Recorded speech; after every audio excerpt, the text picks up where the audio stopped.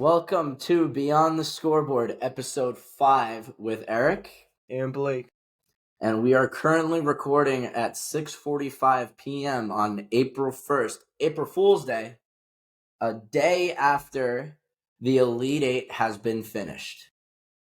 But we are going to backtrack a little bit, and we're going to recap really quickly the Sweet 16, since we haven't had a chance to discuss that. So, Blake, I'm going to start off with the first game. Mm-hmm. The Clemson Tigers and the Arizona Wildcats. That was a 77-72 win for the Tigers. How did you think that they played in that game? I thought it was a great game. I watched that game. That was a Thursday, so I got out of school early, so I went on my couch, watched some basketball. They had a good game. Clemson, they had some dogs on that team, or Tigers, I should say, on that team. So they pulled out a good one against Caleb Love. Close game. They were not shooting the ball well. Arizona. I know it was close, but I remember, according to my stat sheet, let me just pull it up. From your credible source. Well, no, not my credible source. It's called ESPN. So, their three-pointer was 5 of 28. They went 5 for 28 from beyond the arc. Mm-hmm. Okay. It's not good. It's not, and also Clemson was 8 of 25 from the three-point. So, not really good shooting for both. But Clemson was up 39-31 at halftime. Arizona did outscore Clemson, but it's too late. So, good game. Yeah, no, it was a good game. The only difference that I believe it almost played a factor in this game. Arizona, did they shoot a lot of free throws? Arizona, they went 17 of 25. So, what about Clemson? 11 of 16. Okay, so, I mean, they didn't really play out in the way that I thought it was. But Clemson pulled out the win. They got the upset. And not to spoil it, they ended up losing in the next round. But we'll get to that in a minute. Blake, I'll let you talk about the next game. San Diego State and the Yukon Huskies. Rematch of the National championship. Last year's national championship game. Very in the beginning it was good. I got a little bit nervous. It was like what was the spread at halftime? They were up, but they were losing only by 9. You can still come back from that. It was very comebackable. Yeah, no, in Arizona was down by 8 in their game. So I mean, it's still the margins is you coming back is very high still. But boy, UConn in that second half. Oof. Did you know? And I'm going a little bit ahead, but UConn has only been trailing for only 28 seconds.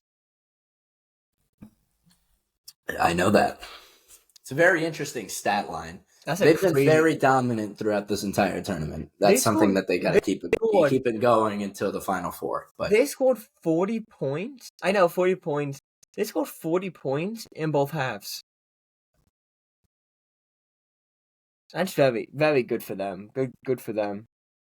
It is. Now, this next game I'd love to talk about. I didn't have either of these, but Bama and UNC. Big upset for Bama here, as this was an absolute dogfight of a game.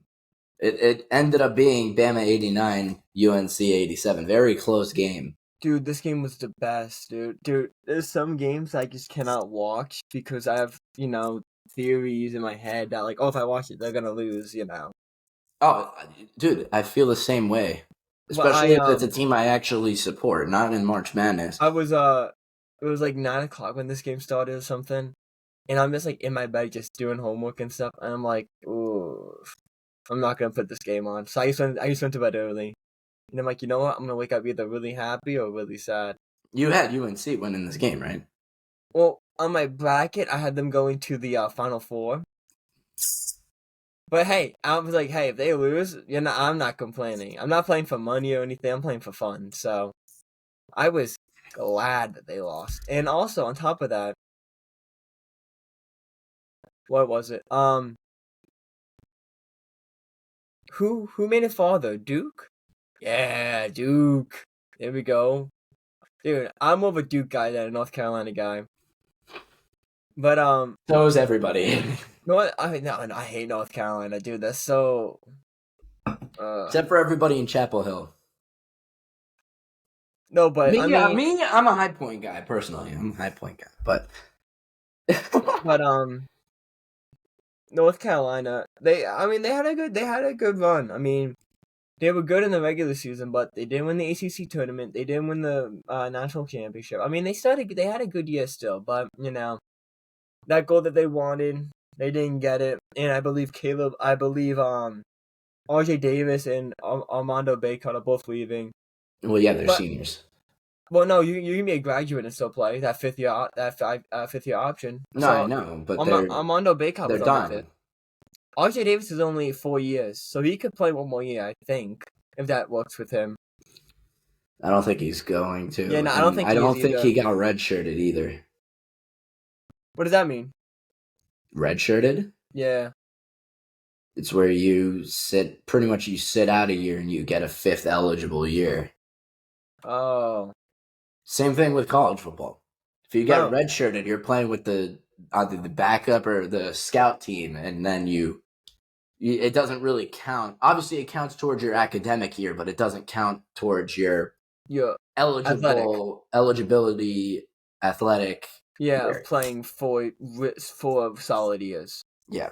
Now, obviously, granted, you don't have to play 4 years because you can declare early, but Bacot needed the experience, and RJ Davis, I don't know if he is. I mean, he could be a first-round pick. I don't know. It's really hard to tell. But dude, they had really good players. They had very good players. But it happens. Happens to Duke, happens to a lot of these teams. You got a solid, and hey, just be thankful that you had those guys for 4 years, because if you look at some of the other these players, they leave their freshman year to go to the NBA. I mean, it sucked they couldn't win anything, but at least they tried with the same team for 4 years. I know that the players that they had were not the same 4 years, but having the key players for all 4 years is a huge impact, I think, for North Carolina fans, because they were really able to push that team, and they did all that they could. Yeah. But moving on to another game, Illinois beat Iowa State 72-69. This one hurt, obviously, because I had Iowa State actually winning the whole thing. It was really tough to watch, and it was so close to. It was a 3-point game. It ended as. Yeah, I had Iowa State winning the whole thing. I wasn't particularly happy when they lost to Illinois, and then Illinois ended up losing by 20-5 in the next round. Good game. It was a very close game. I'll say that, but again, not particularly happy about how it went. But anyway, so that was Thursday. We're gonna move on to Friday. This was a major upset. NC State pulling it out against Marquette. Now, this game I actually watched because... I'm not kidding you. I was in bed, chilling, watching the game, and with the final 5 minutes left, I got up, and I was just watching that game so intensely. Yeah, I was locked in, too. I was 2 inches away from my TV. I was, like, right up to the face of that TV. I'm like, please, Marquette, please lose, Marquette, please lose. Yeah, here's the thing, though, right? Because this really contributed to a lot of their success, obviously, in the Sweet 16 and eventually the Elite Eight, which we'll get to in a minute. NC State held Marquette to 3 made threes, 3 out of 25. It was nuts. Or 3 out of 26. I'm not taking away anything for what they did, but you have to remember that these guys were playing like so much in such a short amount of time, and I'm not saying they didn't train hard enough, but you have to get your body in that shape of just like being consistent because you're playing every other day or like in the next 4 days, 5 days or whatever. And I think that NC State just has this momentum riding on them, and I Well, think yeah, you got to Marquette. keep in mind they had to go through every single round in the ACC tournament. They went five That's what for I'm saying. five. They would train very well in terms of being, first of all, being positive throughout the whole thing when being down, you know.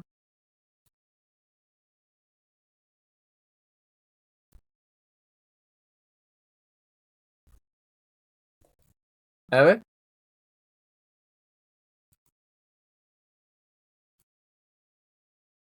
hello, can you hear me?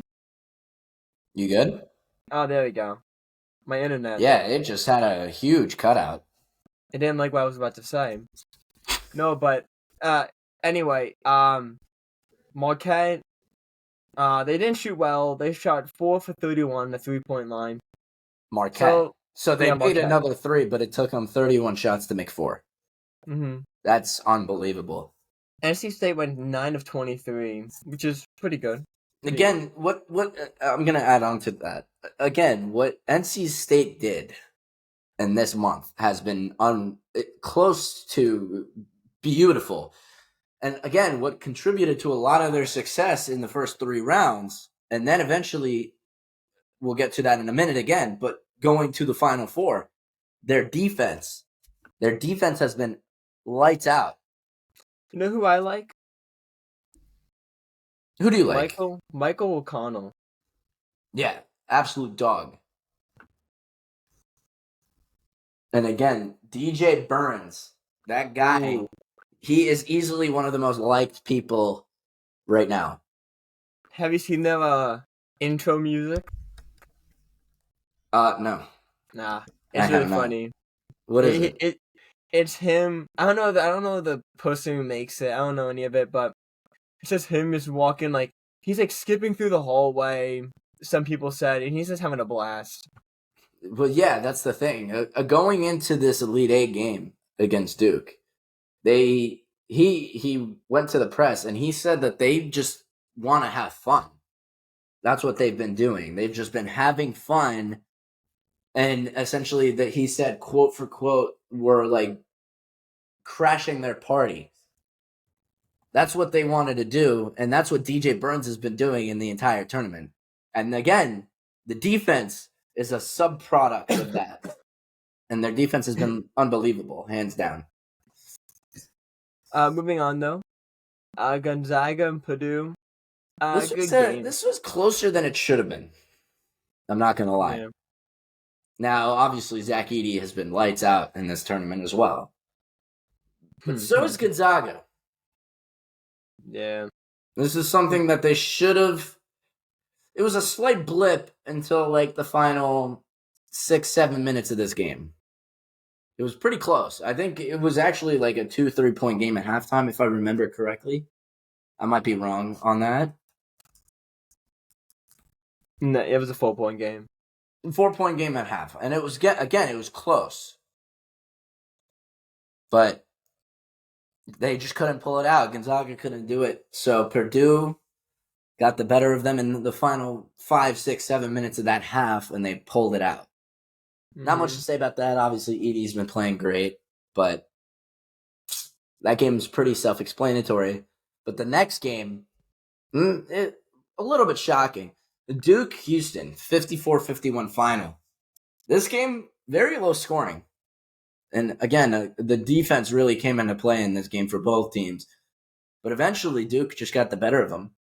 Huge upset, in my opinion. I thought that Houston was going to essentially just destroy them. So, I will say this, though. There, what's that main guy in the Houston? I forget his name, but he won like defensive player of the year in that conference. Player of the year in that conference. He was I forget his name. I should know his name, but he's very, very good. And Shed, I believe his name is. Jamal Shed? Yeah, Jamal Shed. Um, and Oh yeah, I'm not discrediting what he did. but he played awful in that game. He was injured, Well, so he couldn't play awful if he was injured. He only played 13 minutes. still played awful for the 13 minutes that he played, bro. You can't judge someone by only 13 minutes of game time. Sure you can. He had 3 assists so far, 1 rebound, 2 points. It's not the best, but you have to remember, it could have been a long drive by Duke. Offensive rebound maybe running at the clock for 20 seconds. That 20 seconds becomes a minute and 2 minutes. So I don't think you can really judge your play on just 13 minutes of game time. But I'm not discrediting Duke.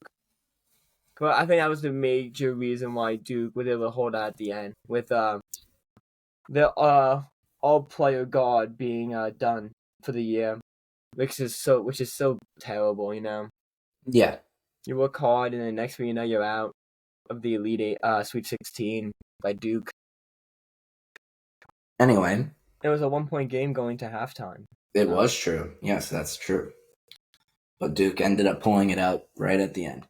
Now, the final game in the Sweet 16, especially in my opinion, this was, again, closer than it should have been. Tennessee and Creighton, 82-75 final. I had Creighton winning this game.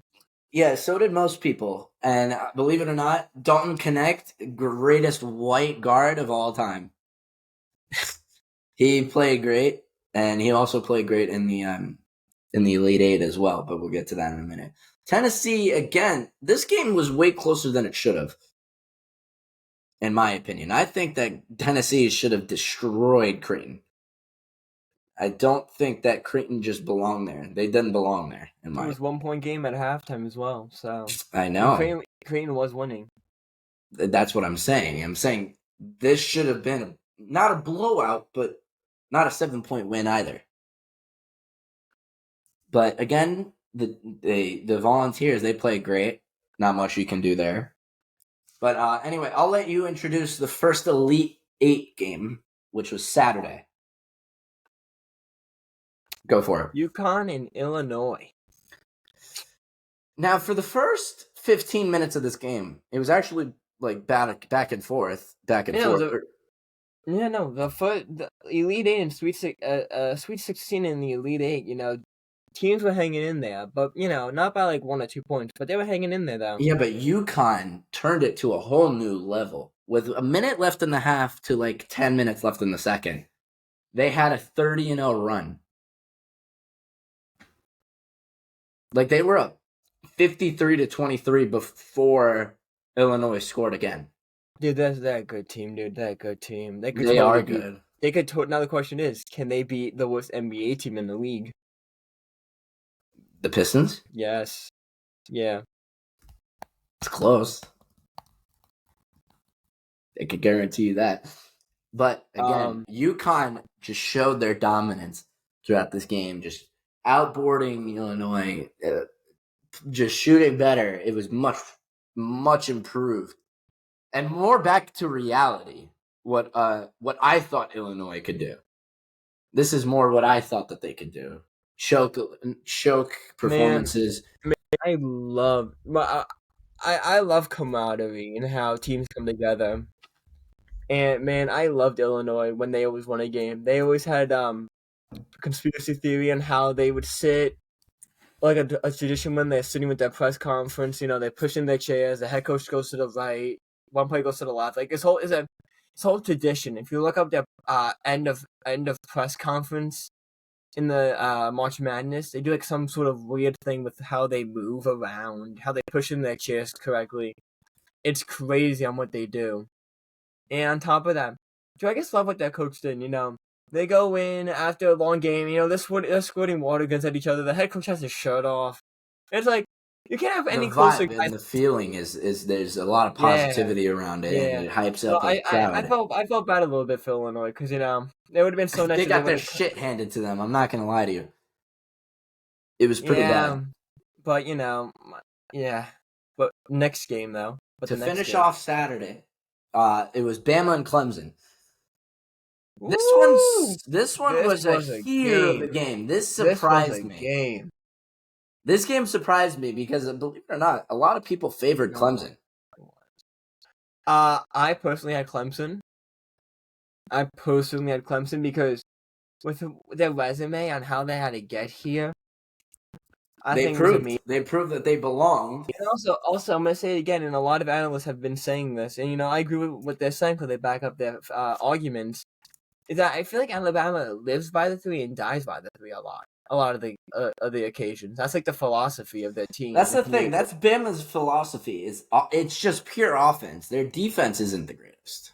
They shot 16 threes that game. And Alabama went 16 for 36. Jesus. 36 threes is insane. Yeah, I mean, they're very heavy offense, defensive team. Yeah, I don't think they're a defensive team at all. I actually disagree with that. I think that they're the opposite of defense. I don't think their defense is up to par. And that might be what kills them in the Final Four against UConn.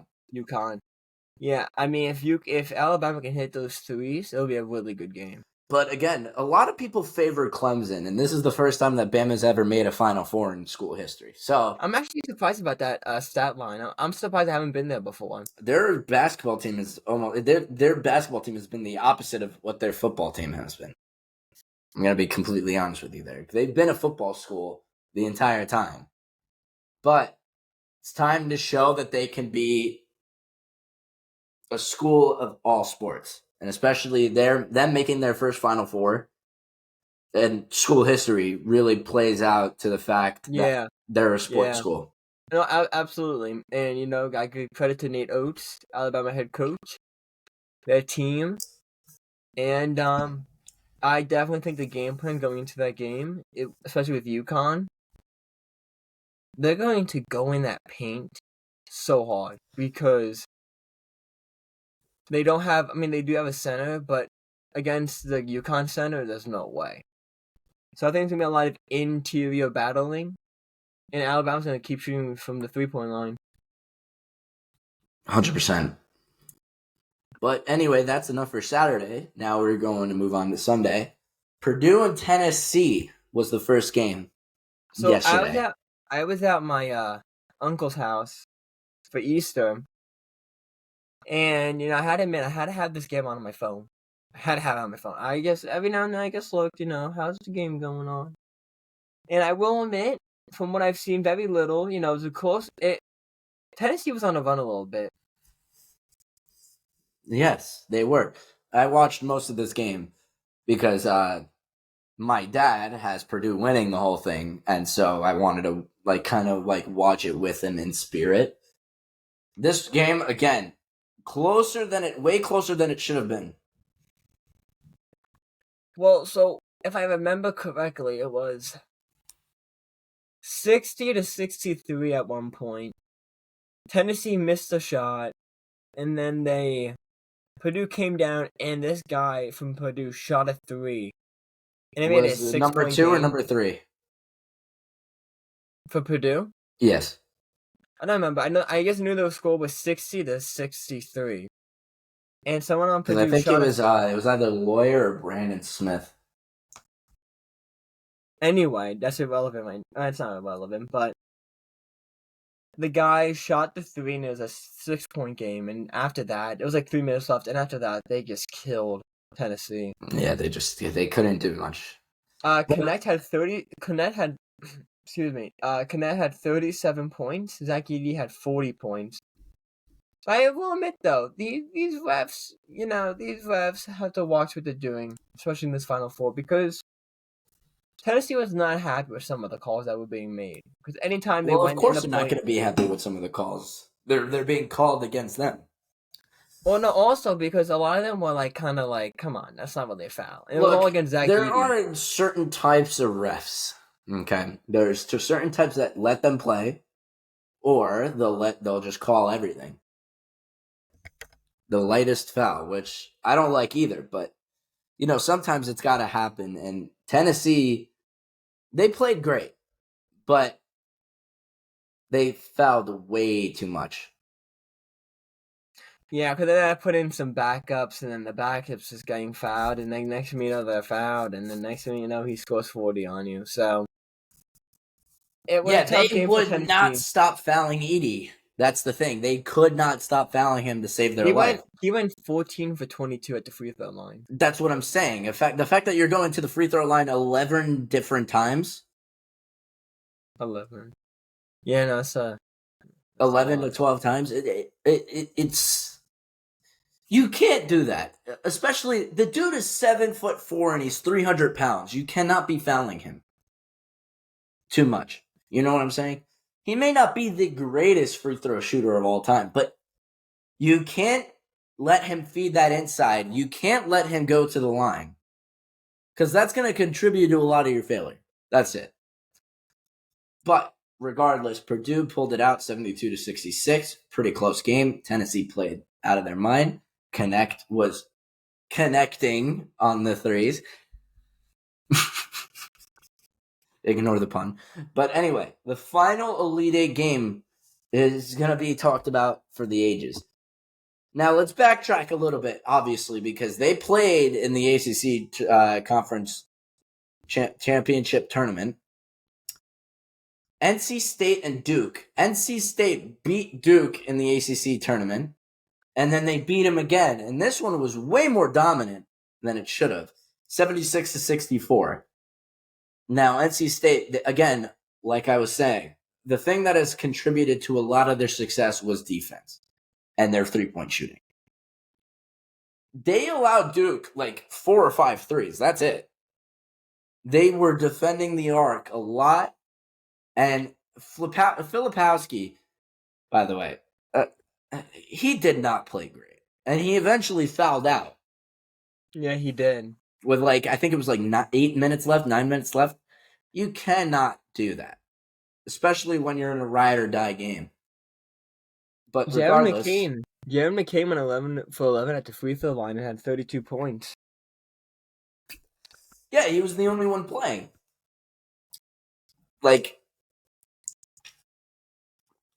You can't have half of your team's points. He legit had half of their team's points in this game.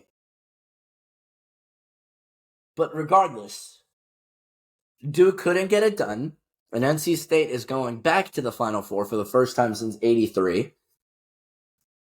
So it's really good. I kind of want them to win it all. It'd be pretty cool to see that. You know what I mean? Yeah. But now it's time for the good stuff, The Final Four in itself. You want to talk about the first Final Four game and then what we think and then our predictions? You want to go first? So, NC State, Purdue. The only thing I can say about this, do you remember that video? It was a young Taco Fall. Mm-hmm. In high school, and there's this really big, heavy guy on the other team.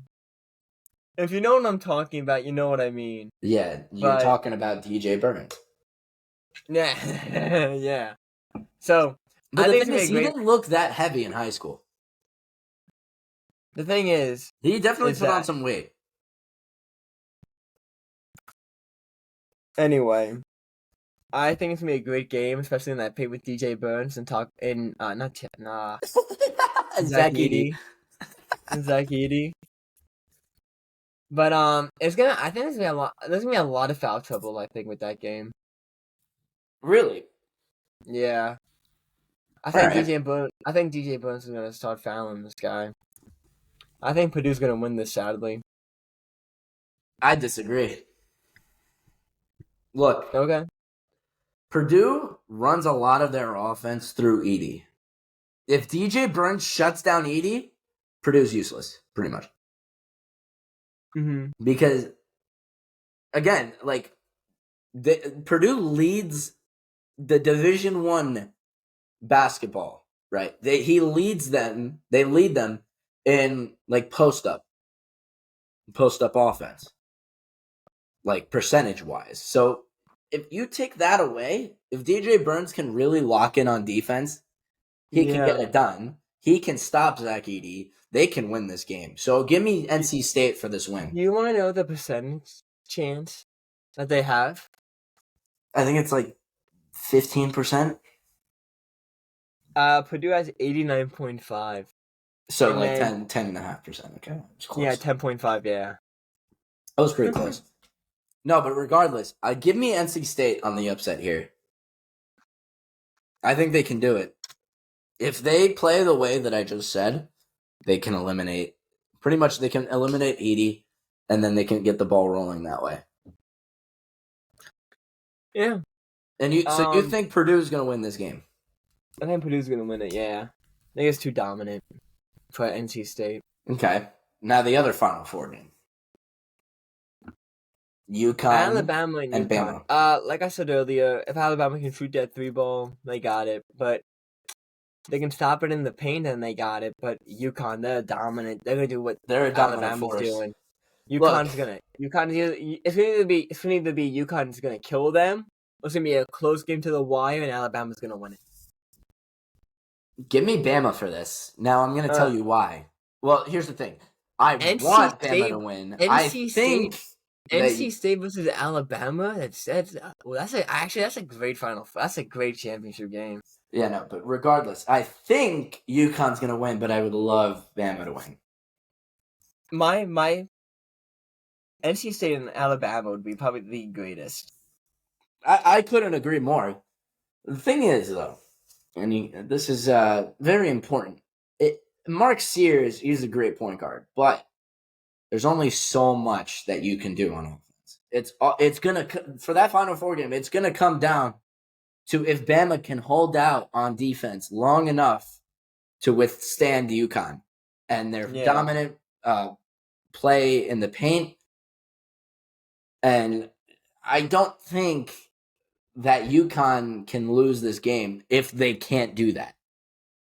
Yeah, no. I mean, I think it's gonna be a good game, and we have to just see what happens. Now, really quickly, before we wrap up the March Madness topic, I kind of want us to talk about every possibility for this national championship game. So let's start with UConn Purdue.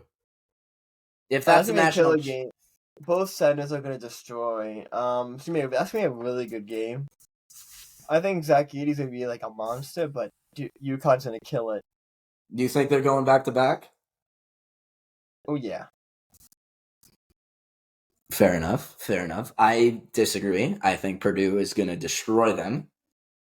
I think Purdue is way too dominant in the paint. But moving on, UConn, NC State. Oh no! Don't give me no. NC State's gonna die. No. I hate to say it, but I agree with you. I would hope so. You'd be a madman to go get. Cannot say UConn. No, you know what? Actually, I take it back. I think NC State's gonna win. No, but in all seriousness, UConn, NC State. I think UConn's gonna be way too dominant. I don't think that NC State will be able to stop them. It's too dominant wherever they go. But I hope they continue that though. Cause hey, that's good job by the head coach Dan Hurley and what they do down there in Connecticut. Very true. Very true. Now, the other possibility is Bama Purdue. Oh no, it's gonna be a killer game for Purdue, dude. Purdue is gonna destroy them. Yeah, Purdue's gonna Yeah, I couldn't agree more. Now, obviously, the one that we would like to happen, Bama and NC State. Give me NC State, baby. Give me NC State. I agree. I think that NC State's gonna destroy Bama if that happens. Because Eric. Again, it all comes down to the defense, and Bama doesn't have defense, so. Yeah, you're right about that. But you know what I want to talk about? I want to talk about Caitlin Clark. Dominant. To be honest with you, I haven't watched much of the women's tournament. You haven't? I have You're not. missing out. You are I missing know out, that bro. Iowa's playing LSU. Angel They're playing right Reese. now. They're playing right now. They are, really. Yeah, it's 7:20.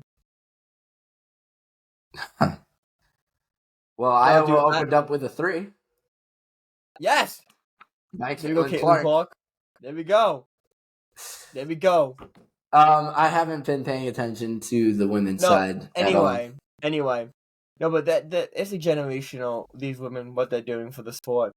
Did you hear the incidents that have been going on? What? So, NC State was playing. Texas. Thank you. Oh, I heard And about this. The 3-point lines were different on either side. yeah, and I believe the left side of the court was shorter, and the right side of the court was original. Like one side was shorter, and one side was just regular. I believe it was. And so They agreed to it anyway. They agreed to it anyway, but the Tennessee coach or whoever, Texas, sorry, he came out and said like, what is going on? Like this is embarrassing. But Iowa plays LSU, and USC plays UConn. Yeah, I don't really know much about the women's side of March Madness, to be completely honest with you, but I think that Iowa's winning the whole thing. Yeah. In my opinion, I think they're going to beat LSU this time around. Now, regardless, who do you think's winning the whole thing? Dude, I'm such a Caitlin Clark fan, dude. She's a generational player for the glazing is crazy. Okay. Not really. I mean, look at what she's done for the NBA. And basketball. Like all-time scoring record, I believe, in both men's and women's. She what else? She's like top 5 in free throw percentage. Free throws made in college in women's basketball. Dude, she's amazing at what she does for the sport. I mean, putting on top about glazing. I mean, Eli Manning's the best quarterback to ever live. No, he's not. Okay, Not even close. Right? But all right. Look, he may have beaten Brady twice, but that doesn't mean shit. Anyway, she's a good player. LSU has some great players as well. UConn, USC, they all have really good players. But I'm a big Caitlin Clark fan, and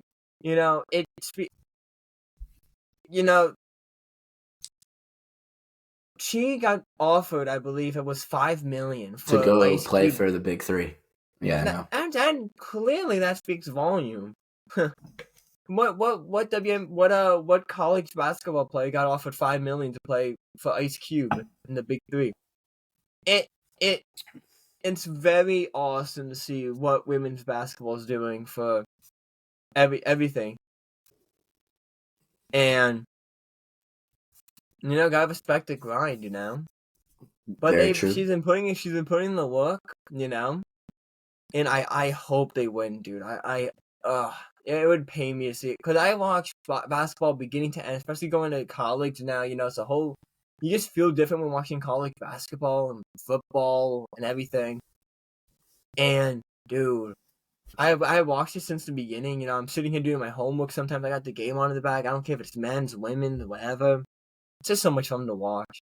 It's so much fun to watch. Having a game on before I'm going to bed. I don't care who's playing. And dude, I just love it. And it's sadly coming to an end. And I would love to see Iowa come out on top this time. Cause I think, and I get it with women want to do their own thing, and LSU with Angel Reese. I don't like their attitude, and I get it. They're trying to change the game, do everything different, and you know what? I love it. But you don't need to, do your stuff that you did in the last year's national championship with pointing at your ring finger. Like, dude, shut up. Like, no. I get it. You're competitive. You're a good player. Totally get it. But don't be doing that stuff. Like, I find that so. Like, Caitlin Clark, she's chill. She's relaxed. She does what she needs to do.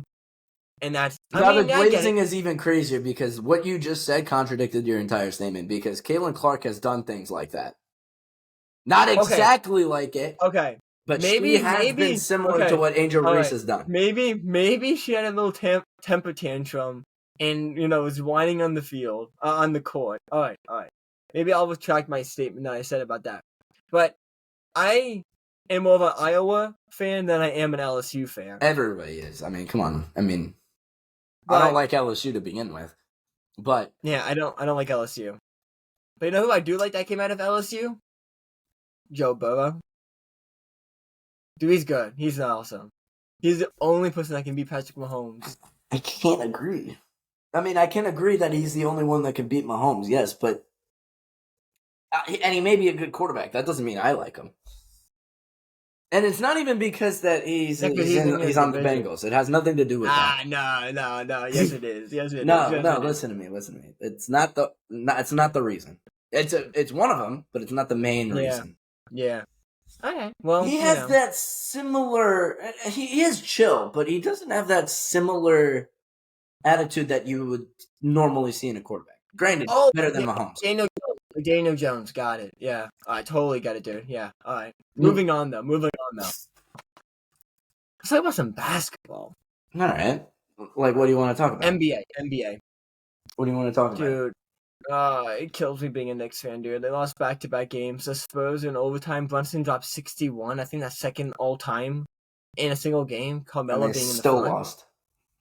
Yeah, I know. And then Jalen Brunson hits a game winner in the OKC game, and then Shai Gilgeous-Alexander hits a game winner. It's like, oh, we can't get a break. We were the 3 seed, now we're the 4th seed, 1 game behind the 5th seed and whatever. Oh, it sucks. It stinks. It does, but the thing is, I think there's about 8 8 games left in the regular season. Playoffs is coming up, and they're in. Yes. It's just what seed they're gonna get. They could still drop to the play-in, I think. Yeah. So I don't know what they can do because they tend to choke. Well, again, they're not healthy. That's a fact. So I mean, that can be a fact as well. They're not healthy. Yes, that's very true. But so as you know, I take a baseball class when I go to school, and it's part of like the curriculum. And so, I had to write a paper about the Angels and why they won't do good. And so the Angels, the opening day happened already. They're 1-2 so far. They're losing to the Miami Marlins. Marlins, yeah. 4-1 right now, which is really nice. I like to see that. Let's go. Because I want it to come true. I want the Angels to do absolutely terrible. But so yeah. And I don't want the Angels to do good. Because then it's like my paper was like perfect. So But what I was really happy about was the Yankees. Because they went 4 and they swept the Houston Astros. Dude, I was so glad about that. And Juan Soto, what a great start. He's been unreal for the first 4 games. Obviously, and that game 3. It was either game 1 or game 2. That throw to home base, and he gets that tag out in like the 8th or 9th inning. That was a big play. Especially in game 3, he had a go ahead solo homer. And then it got followed up by Volpe, I think. But they've shown a lot of promise so far. And I know it's just the first series, but to sweep Houston is a good start. Very good start. Yeah. But it's not like the NBA. It's not like the NFL when there's only 18 games. So got a long season. 163 games in total, I believe. They start tonight. The next series. They start the next series tonight in Arizona. They're playing the D-backs 9:40 p.m. As for the Mets are playing. No one likes the Mets, and no one likes the Red Sox either. My professor listens to this podcast, and he's a Mets fan, so I gotta include that. The Mets play the Tigers, and it's top of the second, and it's 0-0 currently. Look, As Detroit has the first 3 games in the series, so yeah, no, this is a brand new series. Interesting. The Mets played That means that. Oh, okay. I apologize. the Mets played the Brewers. Oh, they went 0-3 in that series. Yeah, that's right. Yeah. See, I don't like that. I don't like that the MLB formats it like that in some ways. What, 4 game, 3 games? Yeah, series? why don't you just start off with a 4 game? Well, because you know, remember that, like, you know, stadiums, you know, the business side of it, how everything works, traveling and everything, and how everything's done. You know, a certain amount of 4 games can be played. You know, True. that 163 has to get divided up evenly between teams, conferences, who they play who, how the bracket works out. So it makes sense. I know it can be stupid, but it makes sense. Yeah, it's true. That's true. Now, like, they think of it as the NBA playoffs, but instead of going 2 there, you're just, you know, there for the whole thing. what are you talking about? I'm just making an example of, like, there's really a 4-game series in, like, the NBA playoffs, but it's like, instead of it being, you know, 2 games in New York and like 4 games in New York, it's like there's 2 back and forth, but in the MLB it's 4 games wherever you are, not 2 there, 2 there. That's easier. That is a lot better. Well, the thing is, I think a reason is definitely cost, because, you know, going to Arizona, going to New York, then going back to Arizona, it's like, you're all over the place. I think it's not good for the players, especially because, you know, you have to get 163 games in by a certain time frame. So it's like, you're going to need a day or 2 at least to, you know, get to one location to another. And also, you have to remember, if you're playing like California or wherever, there's also different time stamps on different times. So that can be a factor too. So, you know, you're in New York, and then all of a sudden you're only in California. It's like a whole different thing. So it's like, you know, not only baseball, but, you know, the time you're playing, the time you're not playing. Also, these games goes on for hours. So, you know, it makes sense on how the process that it's done in. Very, very good point. Thank you. My professor taught me this. Oh, I thought it was your credible source. Nope. Now, just a few more items on the agenda for this episode. Let's just start off. We're going back to the NFL for a little bit. The Steelers signed Cordero Patterson on a 2-year, $6 million deal. The Joker. And I'm pretty sure they're going to use him as a kick return specialist. Yeah, well, he's a Joker. You can be whatever we want. Didn't they have him at the Falcons as a Joker? I don't know. I really don't. He was. I was just testing you. Now, that trade's pretty good.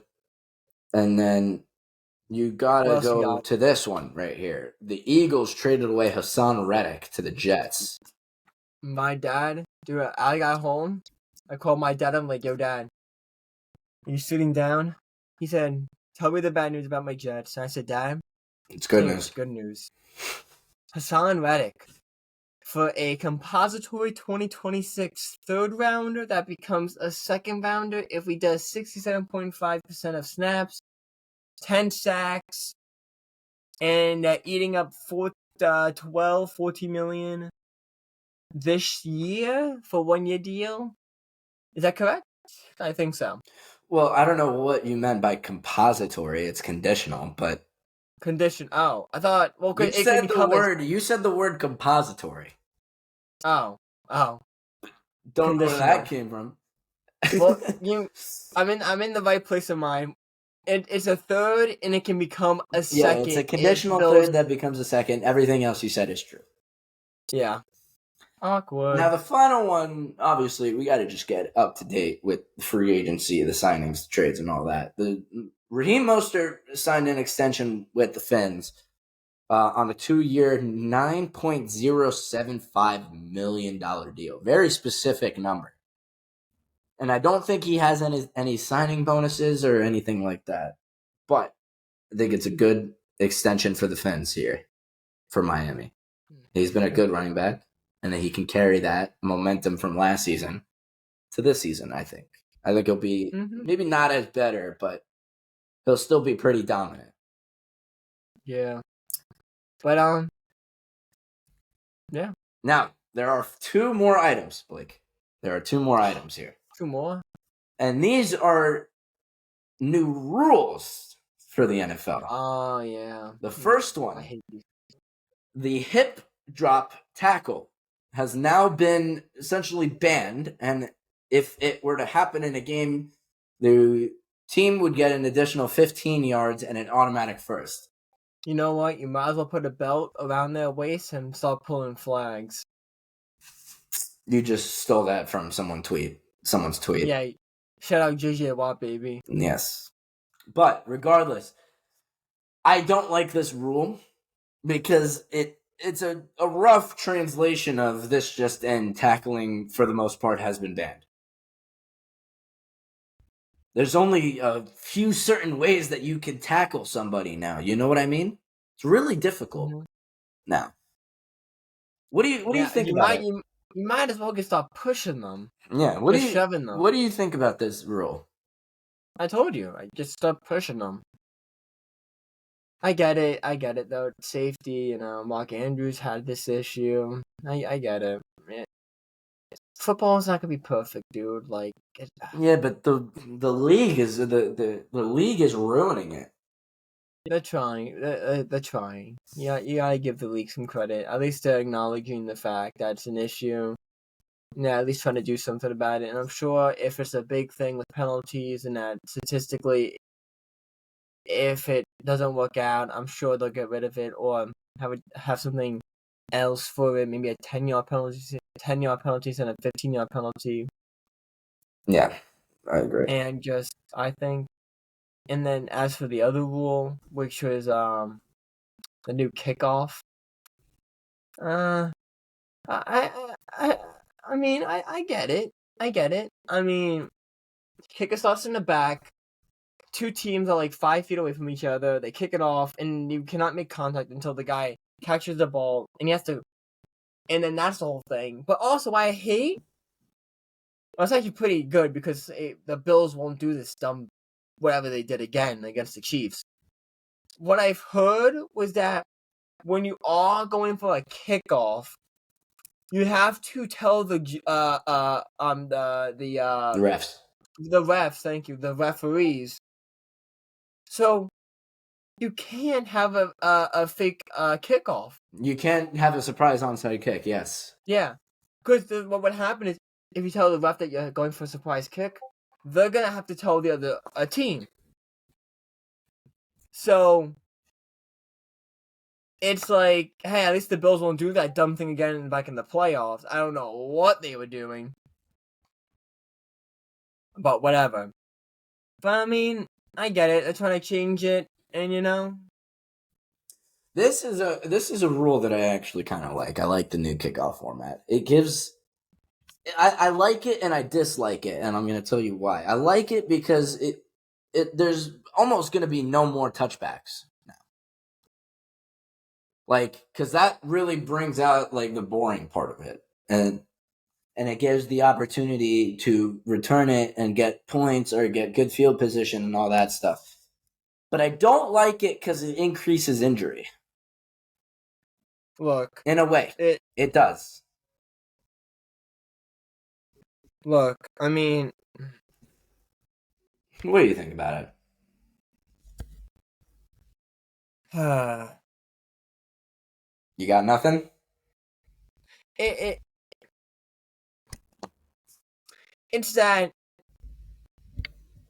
my dad has been watching football forever, so I like what he says about it. He's been with the game for forever, so he really brings me with the ideas of how he thinks. It's a huge different thing on how he thinks about the game with how he was brought up to the game, and that dude, he has experienced so many. Dude, he was alive when the Jets won the Super Bowl. Think of how many rules and changes have gone since then. That is crazy to think about all these rules. What So was my it? dad Super had, Bowl like, 3? I don't even remember. yes, yeah, yeah. He watched that game with his dad. Look, I'm And not dude, discrediting that. Your dad is a dude, great man, but dude, it's no, what I'm saying is, it's crazy on how many rules have been changed since then, and it just blows my mind. But it that's does it does blow my mind. You know what else blows my mind? The fact that the Jets haven't been to a Super Bowl since then. But you know what? As my dad always said, there's always next year. It sounds like a Cowboys fan. And you want to know something else? Every team is 0-0, so we all got a shot. Yeah, that I don't agree with, to be honest with you. Okay? I think we should end it there then, if we disagree on that. No, we got to find something to agree on. No, we don't. Fair enough. Now, guys. Daniel Jones is the best quarterback ever. Okay, yep, we agreed. All right, we can end it. No, but fine, we'll end it on that. Whatever. Oh, everybody. So we agree. No. We agree. Yes. I mean, Mason Rudolph is a better quarterback than Daniel Jones, and I'm glad we agree on that as well. Anyway, guys, we appreciate you tuning in to episode 5 of Beyond the Scoreboard with Eric. I disagree. Oh, and Blake. That's me. Hopefully you guys have enjoyed this episode. Leave a comment on things that you want us to talk about in the next episode. And take care.